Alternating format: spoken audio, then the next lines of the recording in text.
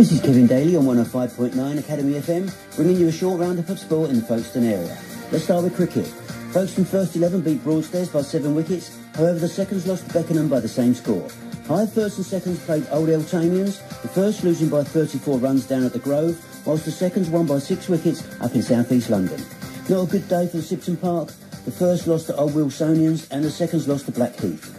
Hawkins beat Minster by 4 wickets, and finally Hythe Green beat Merson by 144 runs. News from the Chereham Bowls Club.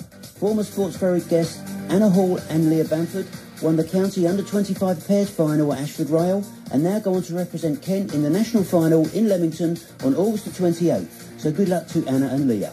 This Sunday, July the 9th, is the Folkestone Regatta down at the Rowing Club in Sandgate.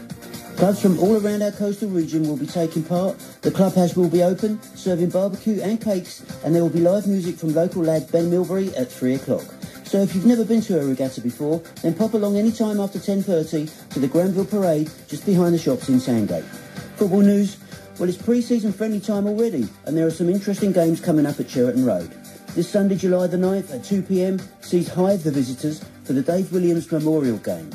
Affectionately known as Willow, Dave spent many years at both clubs in his role as a physio, sadly passing away from cancer last April.